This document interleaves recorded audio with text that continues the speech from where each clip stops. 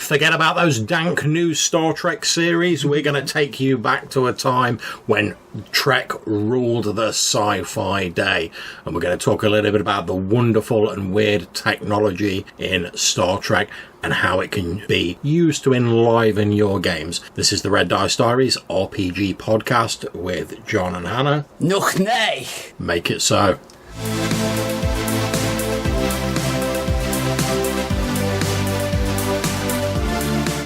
Okay, so we've had a few requests for this since our first episode of the sort of Reimagined podcast, where Hannah was talking about her Star Trek game. So I'm going to turn over to our resident Trekspert and let her talk about that. So, Hannah, how can you use Star Trek tech to enrich your games? Well, there's a lot of different kinds of Star Trek tech, and one of the big things about the game is the idea that... One of the big things about the setting is the idea that the human characters, usually the main characters of the story, have access to almost infinite whatever they want. So like infinite resources. Yeah. So we're talking post-scarcity. Effectively, you're giving your player characters, if you're putting them in the Golden Era Star Trek world, you're giving them infinite equipment. And you need to deal with that in many different ways. Okay, so let's start off with one of the technologies that I'm sure people are most familiar with. Even if you're not a big Trek fan, you'll know Picard, Make It So, warp speed, stuff like that.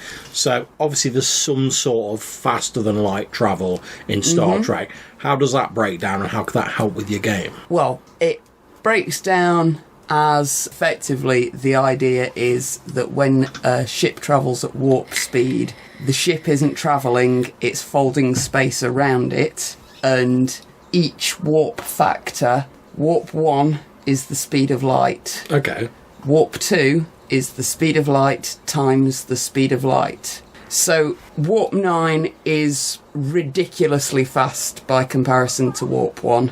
So what's the advantages of potentially your player characters having faster than light travel? Because I imagine that must have an effect on your game. Indeed. So they can get pretty much wherever they want to go as fast as they want to.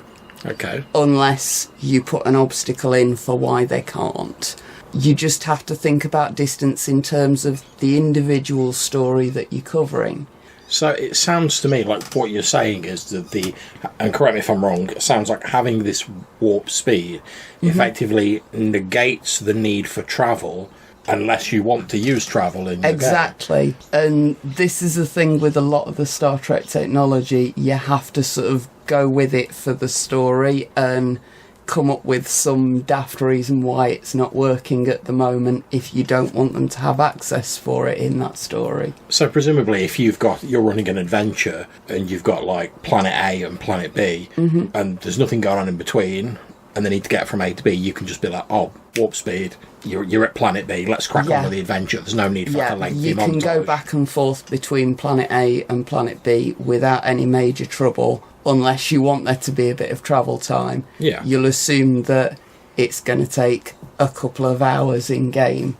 It's also about relative speed. So if the Federation has ships that travel at warp 9 and the Cardassians have ships that travel at warp 9.1, exactly, it doesn't matter that they're going at these ridiculously faster than light speeds because it's whether you're faster than the other ship that's relevant. Yeah. And then you just have to consider, we're going to get there 10 minutes after they do or whatever. Okay, so let's go on to the second bit of technology that everyone, even those who are only passively familiar with Star Trek, is going to know. Everyone knows the phrase, beam me up, Scotty, although I know he didn't actually use that phrase. But everyone is familiar, at least in principle, with the idea of transporters.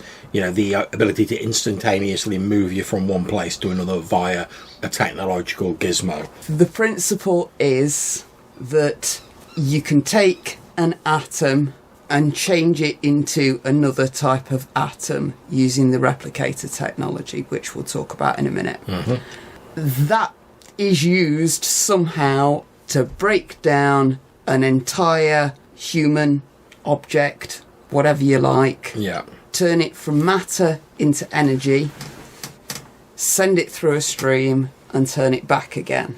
There is some debate about whether or not you're breaking down one human being and creating another. Yeah, because I was going to say, I've heard the theory that, the transporter actually just, destroys the original and makes, a perfect copy on the other transporter pad. And I know there's episodes that seem to suggest that's right and others that don't. Yeah, it's very philosophical, and a lot of it depends on whether you believe in a soul or not, and a lot of it depends on which particular instance you're talking about. So the two that are most sort of relevant in this question, when people ask about this question, examples that you see are when Commander Riker, while he was Lieutenant Riker, before he was ever on the Enterprise, was on a planet where it was very difficult to transport people. The transporter beam wasn't quite working, and the engineer who was operating the transporter came up with this weird solution of sticking another transporter beam on him while the first one was on him. Okay. One of those beams went back up to the ship, and Commander Riker was there on the ship. The other beam, through some fluke of Star Trek narrative, the atmosphere, wasn't it? Bounced off the atmosphere and put him back on the planet. So they thought he was rescued. They went off and had some adventures. Years later, they come back to that planet, and there's Commander Riker, who thinks he's been marooned there and has been expecting people to come and rescue him because they know he didn't make it back, and he did. The reason I don't think that is quite the same as breaking one person down and creating another person, why it's not a good example of that, and this is just my opinion, you're allowed to think whatever you like, is because it's two transporter beams. That is what's duplicated him. It wasn't that the original was left behind by accident and the new one was created as expected. It's two duplicates. He was actually duplicated. Okay.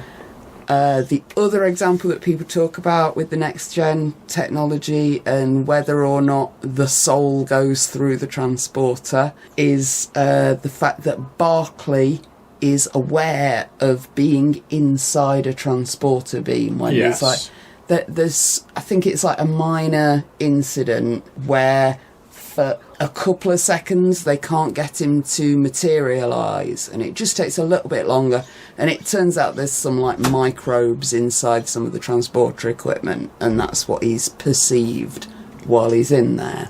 But for me, that's not so much his consciousness being aware of the entire transporter process as it is Barclay seeing something during the materialisation process that he interprets oddly because of what else is going on. Okay, so the debate's out on whether it destroys you and the soul. Obviously, that's a far more complicated subject that we're going to get into in this episode. The one other thing that I would point out on whether or not you are transported like body and soul, so to speak, is the fact that while there isn't any Star Trek science as to whether or not humans have souls, Vulcans do.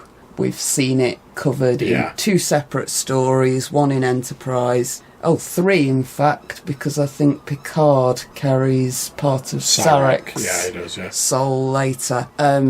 But yeah, Spock's body is destroyed, his soul is placed into Dr. McCoy, and then in Search for Spock, they go to retrieve his body and stick his soul back in, basically.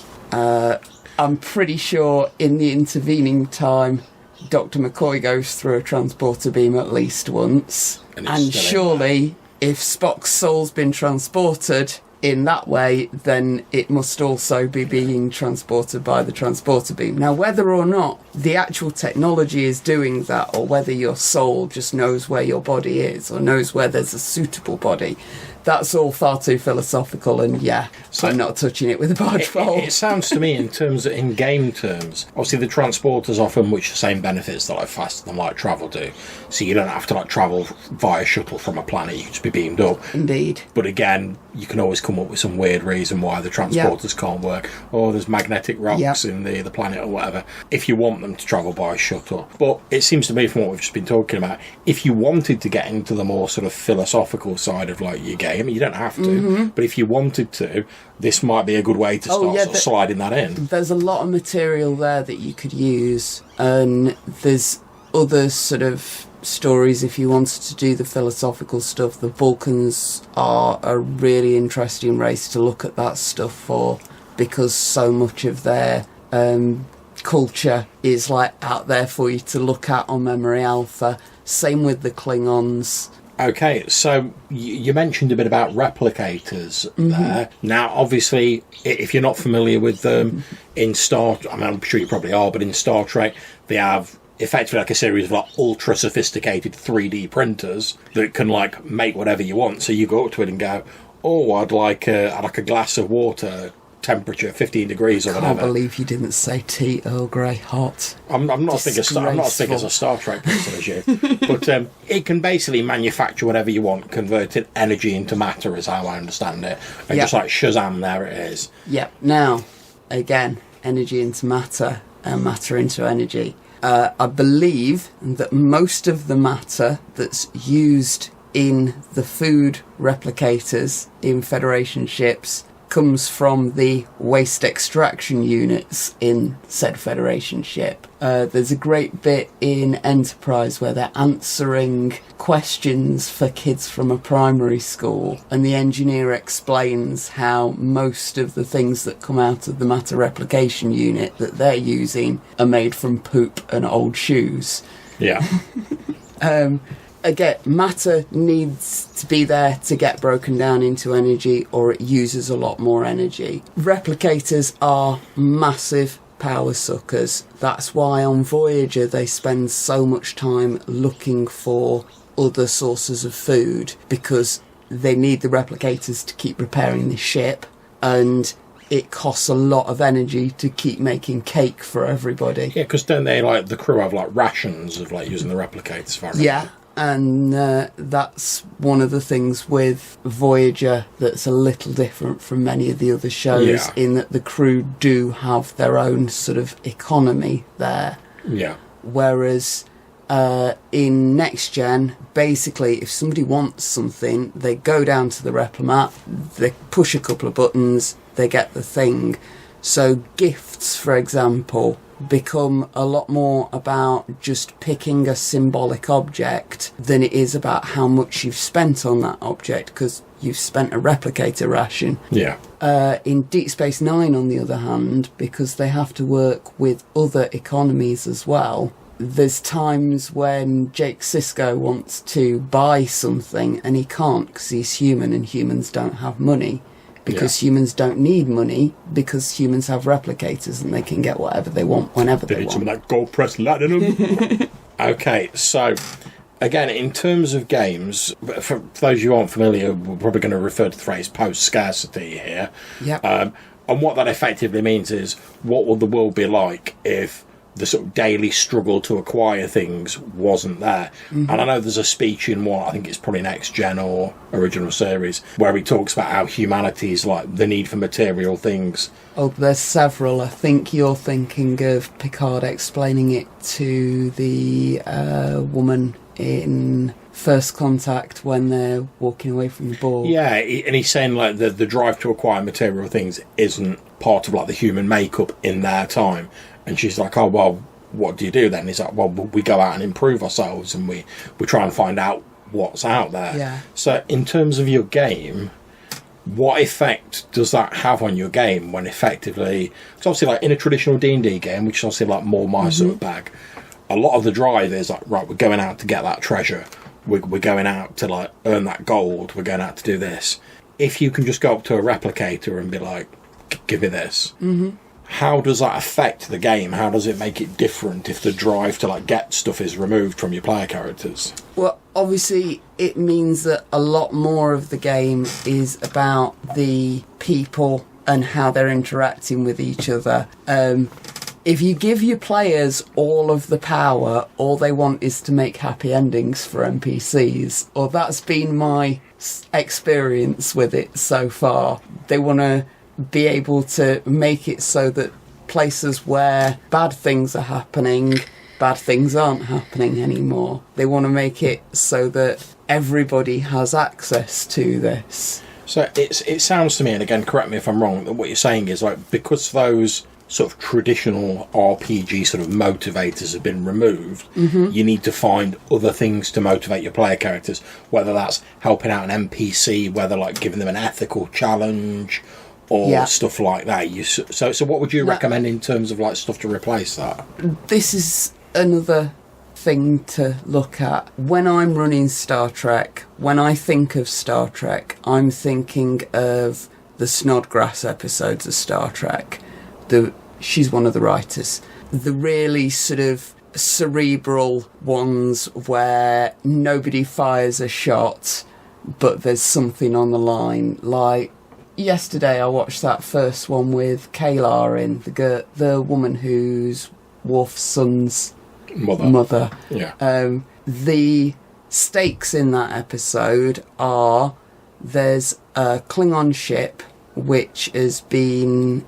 its crew's been in stasis for 50 years, so they don't know that the Federation and the Klingons are no longer at war. There's a load of very small, undefended outposts scattered all around the region where they know this ship is, but they don't know exactly where it is. Yeah. And they have to find a way to not kill these Klingon citizens, because they are Klingon citizens, loyal warriors working for the Empire. It's not their fault they don't know what's going on. While also preventing them from attacking any of these Federation colonies. And the solution that they come up with is they put Worf in full Klingon captain's regalia and sit him in the captain's chair and let him do the talking. And he sits there and says, it's been 50 years, the Federation and the Klingons are no longer at war. And he manages to talk them down long enough for some more Klingons to turn up and say, yeah, it's true. Yeah, so more of like an ethical dialogue. Yeah, and the whole stakes of that episode was, are we going to swat this fly? Are we going to crush this 50-year-old antique, out-of-date ship that can't move as fast as us, hasn't got anything like decent weapons? I mean, these guys shoot at the Enterprise a couple of times and it doesn't even blow up a console. Right, okay. Yeah, so it is a lot more about what you should do rather than what you can do, and it's a lot more about what you should be able to give than what you can get. The way I play it.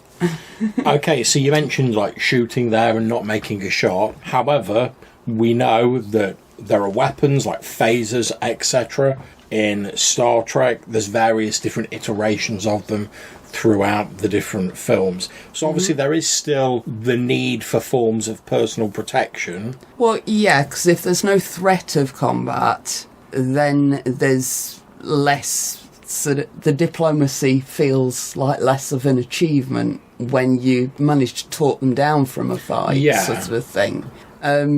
There are ways that you don't have to do the easy thing, basically. And when you're looking at ship-to-ship combat, again, it's not about how much weaponry you've got, it's about how much weaponry you've got compared to the other guy. If you've got similar levels of weapons, similar levels of armour, whatever that be, whether it's shields or armour plating on your hull or a combination of the two, then you're evenly matched. Whereas a lot of the time in the show, the Federation vastly outpaces the other ship, or the other ship vastly outpaces them. And it then becomes about, what do you do when you're the mouse and you're being chased by the tiger? Or what do you do when you've got all the power and the other person still wants to fight? Okay, so finally, before we wrap up, there's a phrase which I know me and you have used quite a bit, but other people may not be familiar with. That's Treknobabble. So for the listeners out there, Hannah, what's Treknobabble? Treknobabble is basically made-up Star Trek speak for science stuff. So it sounds to me like what you're saying is like Treknobabble is just basically a mechanism via which the GM can sort of point to the direction of the story. Okay, now as far as I'm aware, there's sort of like two main fields where this Treknobabble is used. It's either the sick bay, so like medical stuff, or it's engineering, like something's wrong with the ship. So what I'm going to do for you listeners out there is I'm going to ask Hannah now if she'll run through a list of some of her favourite Treknobabble from both the engineering and the medical spheres so that you can possibly use in your games in future. So, love, tell me why the engine's not working properly. Well, it may be the antimatter flow, it may be the dilithium matrix, isolinear circuits, perhaps it's the optical relays. The phase distribution network may be slightly out of calibration. Perhaps it's something to do with the geonetic cables in the EPS conduits. We'll have to go down the Jeffreys tubes and check the antimatter storage containers. Okay, so once we're checking the antimatter storage containers, where would I find out more about that on the ship? You'd have to use the LCARS system. That's the Library Computer Access Retrieval System. You can use that on one of the consoles on the side of the ship, or perhaps you'll want to pick up your PAD. That's Personal Automated Digital Device. Okay, so let's say I've been afflicted by some sort of gribbly alienness, and the doctor's got me down to sick bay. They've beamed me directly there. There's a level 4 quarantine field up around me. The doctor's coming in to have a look at me. What sort of things might the doctor be using? Oh, well, obviously I get out my medical tricorder and I maybe want to use a cortical stimulator or a hypospray. Perhaps if you've been injured, if you've got a flesh wound, I might want to use a dermal regenerator. And obviously, if I wanted to knock out everybody else on the ship, I'll need some Neurazine gas. Okay, so there's a few bits of Treknobabble that you can scatter amidst your sci-fi game to add a bit of like background flavour, like fill in a bit of time, or to like point your game in a particular direction. We hope you've enjoyed this episode and you get something out of it. If you want to leave us a message or perhaps tell us what your favourite bit of Treknobabble is, then you can leave us a voicemail using SpeakPipe. There'll be a link in the description below. Or you can send us an email to rddrpgpodcast@gmail.com. Until we see you next time, take care and keep boldly going where probably a few people have gone before. So from me and Hannah, live long and prosper, and when in doubt, reverse polarity. We'll see you soon. Take care.